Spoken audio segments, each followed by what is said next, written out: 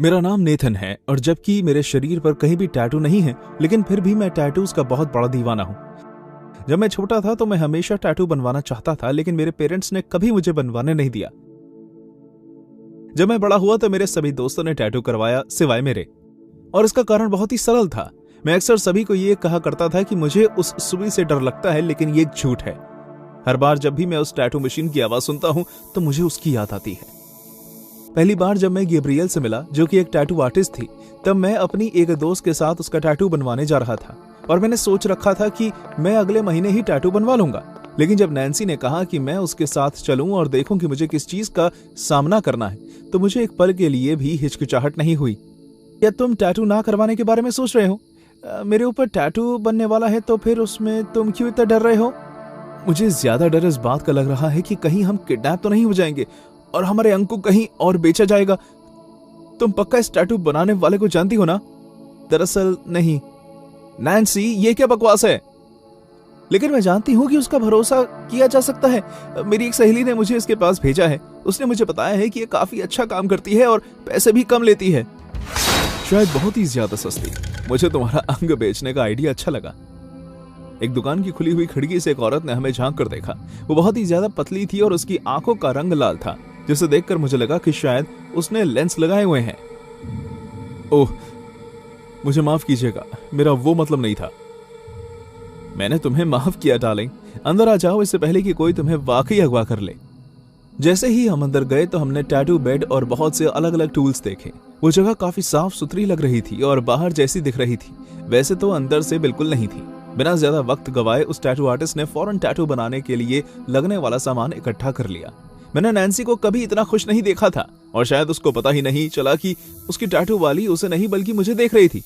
पहले तो मुझे लगा कि शायद ये कोई इत्तेफाक है, लेकिन जैसे जैसे कुछ मिनट बीतते गए उसकी आंखें पागलों की तरह मुझ पर गड़ी रही। और तो और अब इतनी देर हो चुकी थी कि उसको कोई फर्क नहीं पड़ता था अगर नैन्सी उसे ये सब करते देख भी ले तो। मेरी दोस्त बेड पर लेटी हुई थी और बस ऊपर बनी दीवार की तरफ देखती रही, जबकि गैब्रियल उसकी बाएं बाजू पर टैटू बना रही थी। तुम्हें कैसा लग रहा है? हाँ, थोड़ा थोड़ा दर्द हो रहा है, लेकिन मैं ठीक हूं। और तुम्हें? क्या तुम भी टैटू बनवाने के बारे में सोच रहे हो? उसने एकदम से मुझसे सवाल किया। अभी तो मुझे नहीं पता, शायद मैं कभी करवाऊं। क्या बात कर रहे हो नेथन, तुम तो टैटू करवाने के लिए मरे जा रहे थे।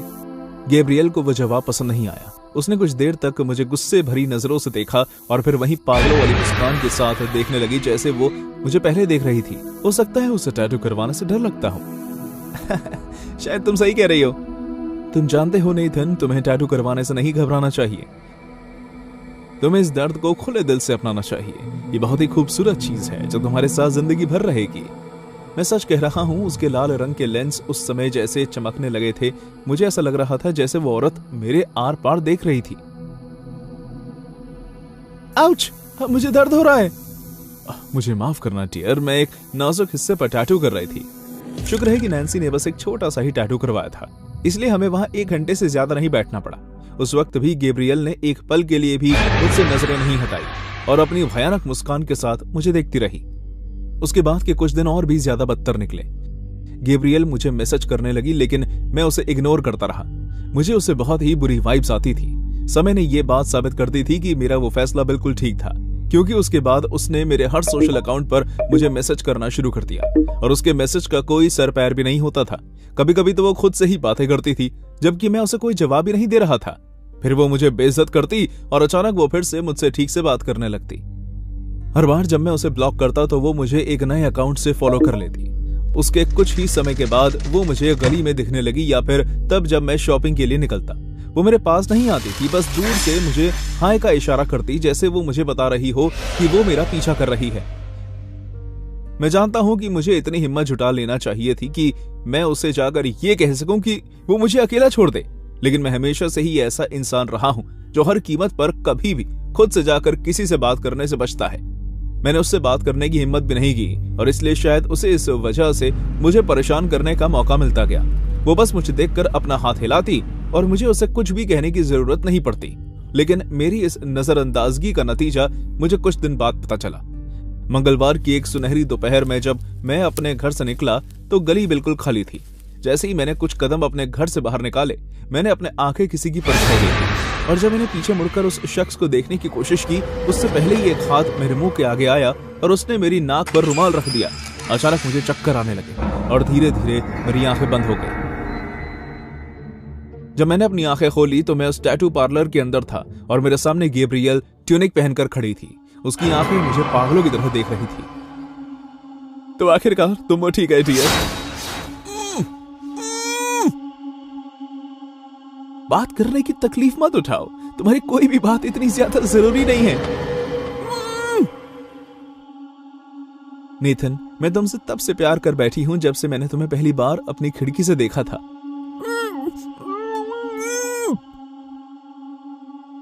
कम ऑन, मैं कोई बेवकूफ नहीं हूं। मुझे पता है कि तुम मुझे जानते तक नहीं हो और ना मैं तुम्हें, लेकिन मेरा प्यार इन सब बातों को नहीं समझता। मैं हैरान बैठा रहा और गैब्रियल ने अपनी ट्यूनिक उतारी और मुझे अपना शरीर दिखाया। उसने बिकिनी पहनी हुई थी। उसके पूरे शरीर पर टैटू बने हुए थे। उसने एक दिल बनाकर उसके अंदर एन लिखा हुआ था। उसका पूरा शरीर लाल हो गया था और सूज चुका था। वो टैटू ताजे थे। जाहिर है कि मैं तुम्हें एक व्यक्ति के रूप में प्यार नहीं करती, बल्कि मुझे तुम्हें देखकर जो महसूस होता है उस चीज से प्यार है। वो दर्द जो मुझे महसूस होता है जब मैं तुम्हें अपने दोस्त से बात करते हुए देखती हूं। मुझे तुम्हें दर्द देने का बहुत मन करता है।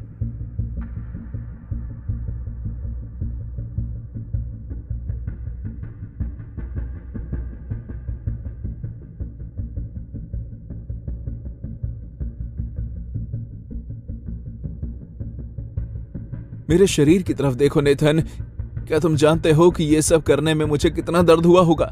मैंने बहुत जोर से सुई अपने अंदर गाड़ी और ये सब मैंने खुद किया है, यहां तक कि अपनी पीठ पर भी। ये सिर्फ और सिर्फ एक कलाकार ही कर सकता है नेथन। हम अपने काम के लिए जोशीले होते हैं, भावुक होते हैं, और यही भावना मुझे पसंद है। और क्या तुम जानते हो कि खुद को दर्द देने से ज्यादा क्या बेहतर है? किसी और को दर्द देना।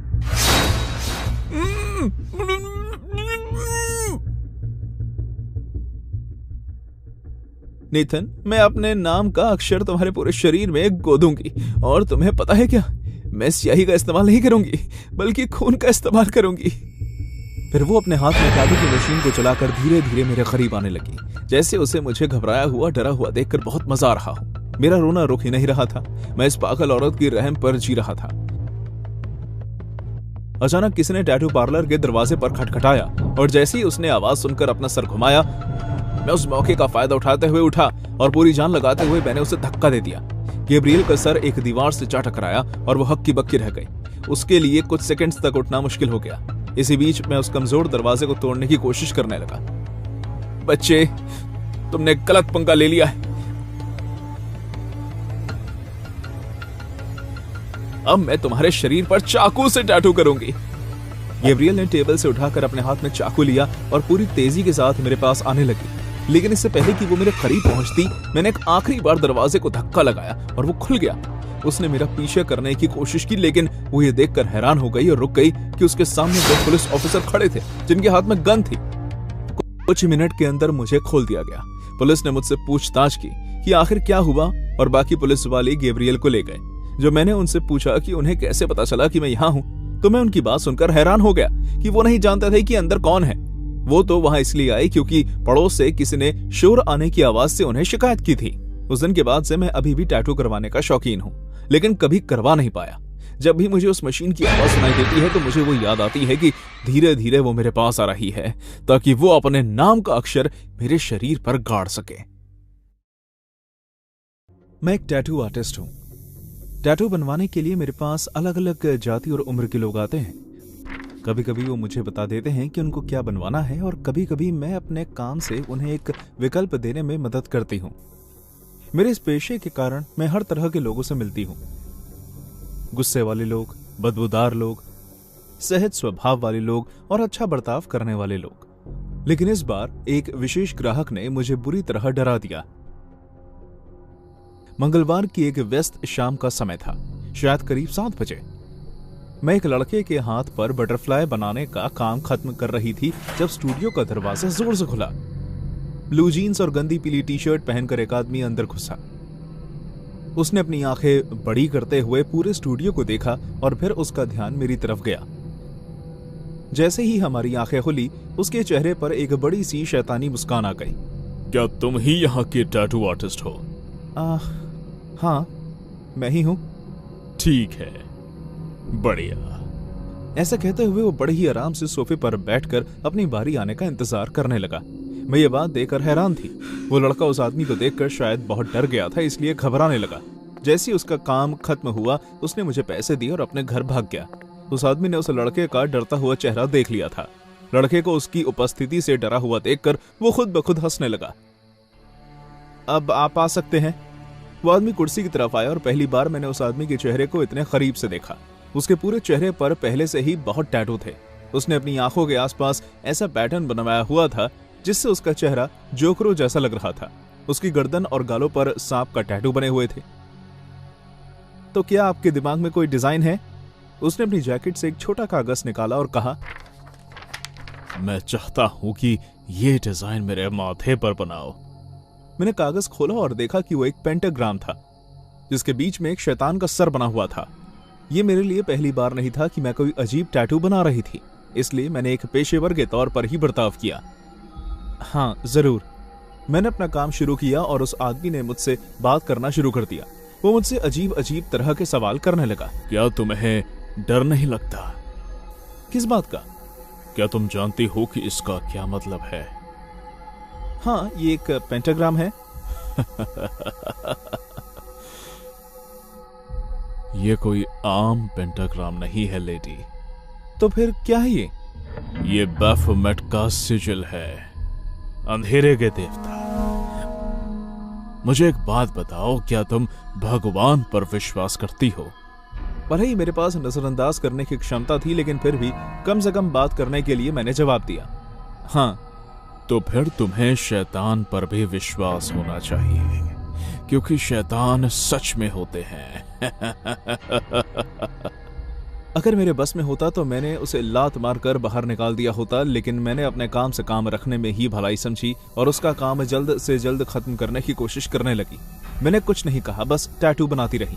मैंने अपने हजारों ग्राहकों को एक से ज्यादा टैटू बनवाने के बावजूद सुई लगते ही घबराते हुए देखा है, लेकिन वो आदमी पत्थर की तरह मजबूत था। वो ना हिला, ना ही उसने एक बार भी उफ किया। ऐसा लग रहा था जैसे उसे कुछ महसूस ही ना हो रहा हो। थोड़ी सी देर की खामोशी के बाद वो फिर बोला, मुझे आज भी याद है जब मेरे अंकल ने मेरे ऊपर ईंट फेंक कर मारी थी, जैसे कि वो एक 9 साल के बच्चे के साथ करने वाला कोई मजाक हो। Oh my God! हाँ, लेकिन वो उस दिन मुझे बचाने के लिए नहीं थे। मैंने बहुत प्रार्थना की, बहुत मिन्नतें की, लेकिन उन्होंने मेरे अंकल के कोई सबक नहीं सिखाया। इसलिए एक रात मैंने उनकी शेविंग क्रीम में सुपर ग्लू मिला दिया।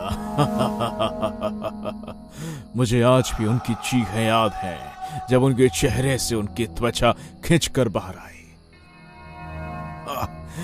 कितना मजेदार दिन था। मैं कुछ भी कहने की स्थिति में नहीं थी और मेरे अंदर कुछ तो चल रहा था जिसकी वजह से मैं एक रोबोट की तरह अपना काम करती रही, जैसे कि उस 1 घंटे के लिए मैं उसकी गुलाम थी।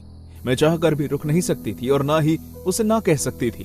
वो बाकी के पूरे समय तक चुप रहा और जैसे ही मैंने अपना काम खत्म किया, मुझे ऐसा लगने लगा जैसे मेरे हाथ सुन पड़ गए हों। वो उठा और शीशे में खुद को देखने चला गया। तुमने अच्छा काम किया है। शुक्रिया। उसने मुझे मेरे पैसे पकड़ाए और पता नहीं कहां से मेरे अंदर एक हिम्मत आ गई। अब तुम्हारे अंकल कहां हैं? मेरे सौतेले बाप के साथ नरक में सड़ रहे हैं। जब मैं छोटा बच्चा था तब वो बदजात आदमी मुझे बेल्ट से बहुत मारता था। वो मुझे हमारे घर के पीछे बने गार्डन पर लगे पेड़ पर बांधता और तब तक मारता जब तक मैं दर्द के मारे बेहोश नहीं हो जाता। पता है मैंने उसके साथ क्या किया? मेरा दिल जोर जोर से धड़क रहा था, बिल्कुल एक चीता की तरह। मैंने फुसफुसा कर कहा, क्या? मैं हर रात उसके खाने में ब्लीच मिला देता, कभी सूप में तो कभी करी में। और जब मैं हर सुबह उससे उल्टी करते हुए सुनता तो मैं अपने कमरे में बैठकर तालियां बजाता। धीरे धीरे उसके दिल ने काम करना बंद कर दिया। सभी को लगता है कि वो आदमी दिल का दौरा पड़ने से मरा था।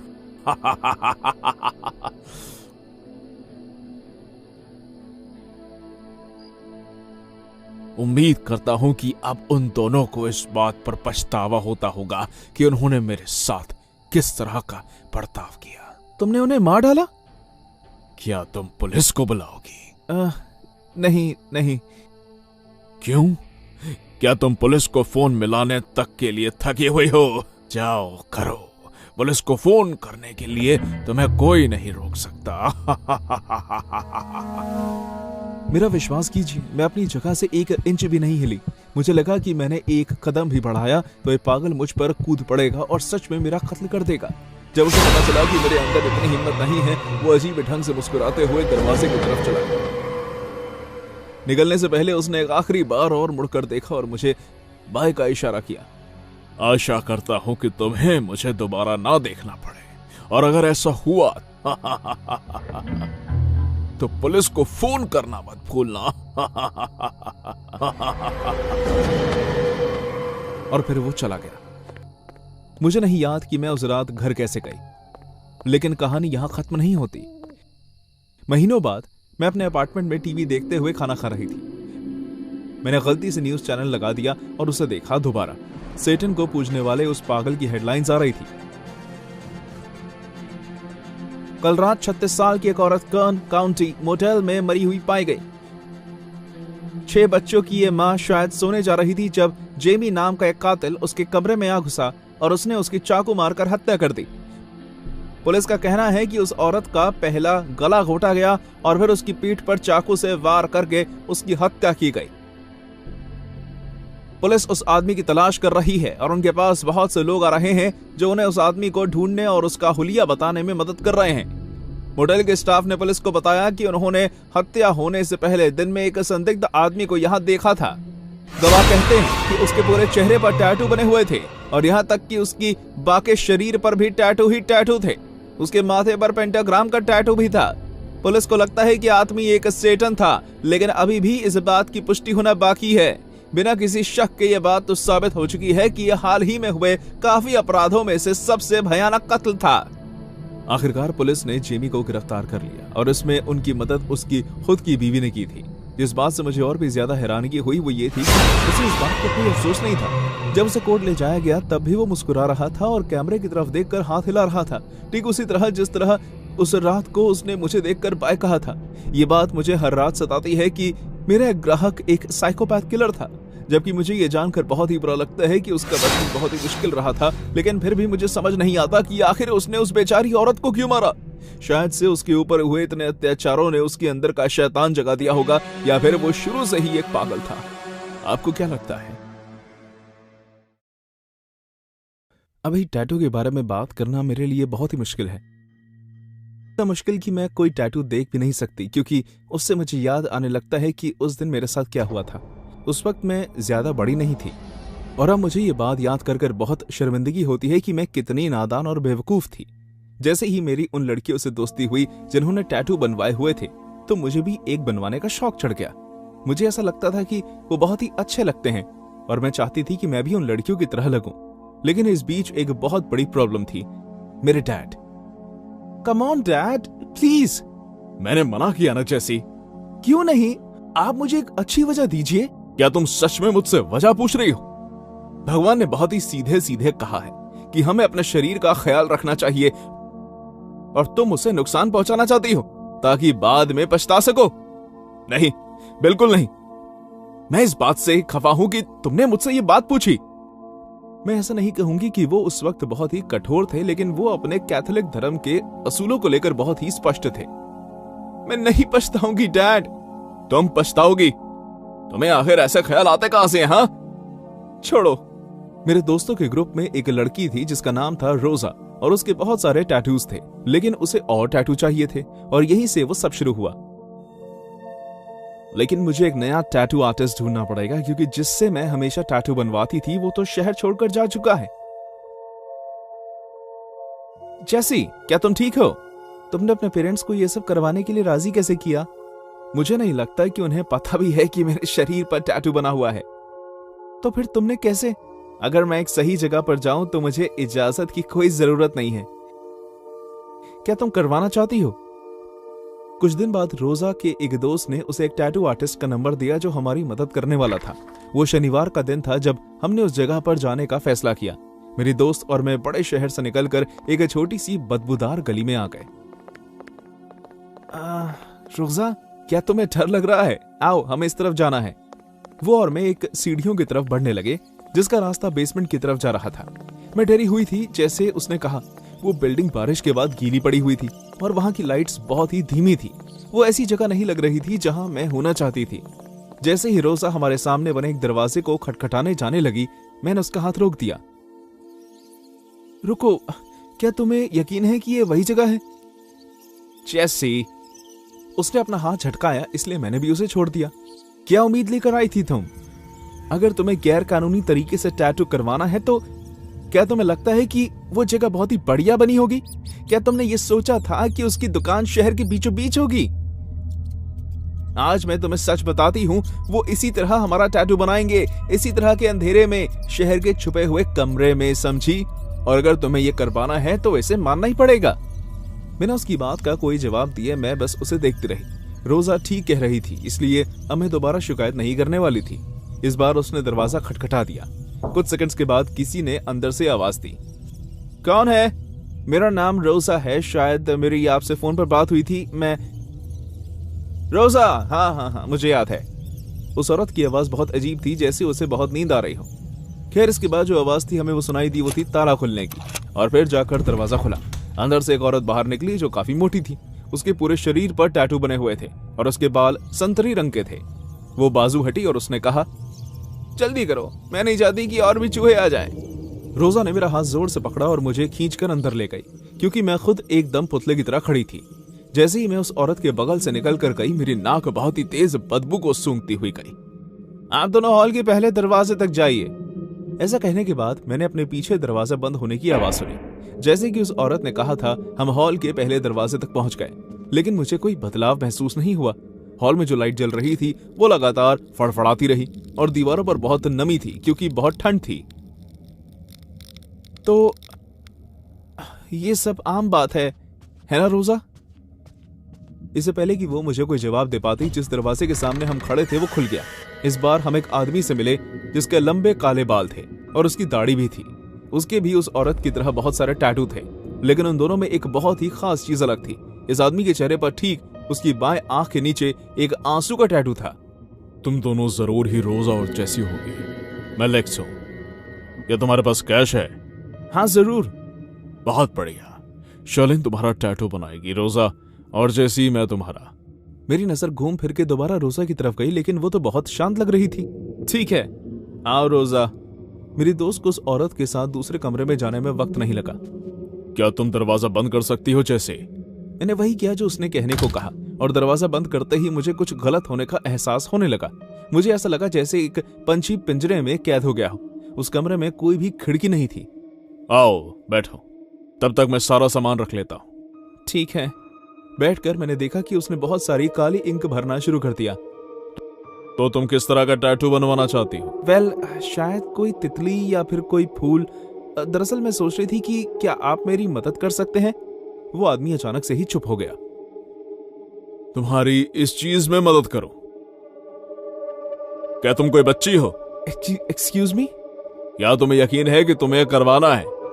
तुम्हें देखकर ऐसा लग रहा है कि जैसे कोई चूजा जंगल में खो गया हो, या फिर उससे भी बुरा, जैसे कोई चूहा वो होता है ना, जब वो अपने पिंजरे में चीज ढूंढ रहा होता है। क्या मुझे वो कमेंट्स लेने चाहिए थे? कुछ ही मिनटों पहले रोजा तो बहुत शांत लग रही थी, इसलिए मुझे लगा कि उसके भी इसी तरह के अनुभव रहे होंगे। बेशक मुझे ये चाहिए। तुमने तो अब तक तय भी नहीं किया है। एक डेजी। मुझे अपनी बाजू पर एक डेजी का फूल बनवाना है, प्लीज। ठीक है। जैसे उस आदमी ने मेरी बाजू पकड़ी तो मेरे रोंगटे खड़े हो गए। मुझे बहुत ही ज्यादा डर लगने लगा जब उसने मेरा हाथ पर टैटू बनाना शुरू कर दिया। हालांकि अच्छी बात यह है कि मुझे ज्यादा दर्द नहीं हुआ। जैसे कि ये सब काफी नहीं था, वो अजीब सी बदबू जो मुझे उस औरत में से आ रही थी वो यहां भी थी। ये बदबू कैसी है? क्या तुम जानती हो जैसी कि मेरे चेहरे पर बने इस टैटू का क्या मतलब है? उस आदमी ने मेरे सवाल का जवाब देने के बजाय मुझसे सवाल पूछा। ये आंसू क्या इसका कोई खास मतलब ही है? ये सब तुम्हारे साथ इसलिए हो रहा है क्योंकि तुम बेवकूफ हो। क्या? कुछ कारण की वजह से मुझे चक्कर आने लगे। अगर तुम इतनी सीधी नहीं होती तो तुम्हें पता होता कि आज तुम मरने वाली हो। मेरे पास उस आदमी को जवाब देने या जगह रहने की हिम्मत नहीं थी। जब मेरी आंख खुली तभी मेरे अंदर उठने की हिम्मत नहीं थी, लेकिन मैं बात कर पा रही थी। वो आदमी मेरे सामने था, शेल्फ के सामने खड़ा होकर कुछ सामान देख रहा था। हे, मैं एक बहुत ही छोटे से कमरे में थी और मैं ये जानकर और भी ज्यादा परेशान हो रही थी कि मैं बंधी हुई हूं। आखिर तुम क्या कर? मुझे ये तुम जैसे बेवकूफ बच्चों पर करना अच्छा लगता है। वो मेरे करीब आने लगा। रुको। तुम इसी के लायक हो जैसी। मुझे तुम्हारी स्किन की जरूरत है। मैं इससे बहुत कुछ कर सकता हूं ताकि मैं पैसे कमा सकूं। तुम इसी के लायक हो क्योंकि तुम बेवकूफ हो। जब वो मुझे किसी टूल से तकलीफ देने लगा तो मैं चिल्लाई, और जब वो दर्द बर्दाश्त से बाहर हो गया तो मैं बेहोश हो गई। जब मुझे दोबारा होश आया तो मैं एक कूड़ेदान में थी। मेरे पूरे शरीर में दर्द हो रहा था और यहाँ तक कि मेरी गर्दन पर एक गहरा कट भी था और बाकी पूरे शरीर पर स्क्रैचेस पड़े हुए थे, लेकिन मैं जिंदा थी। कुछ लोगों ने मुझे पुलिस स्टेशन में जाने में मदद की, जहां मैंने उन्हें वो सब बताया जो मेरे साथ हुआ। बदकिस्मती से रोजा की लाश पुलिस को काफी घंटों बाद मिली, लेकिन उस टैटू आर्टिस्ट का कहीं कोई नामो निशान नहीं था और आज तक पुलिस उन्हें ढूंढ रही है।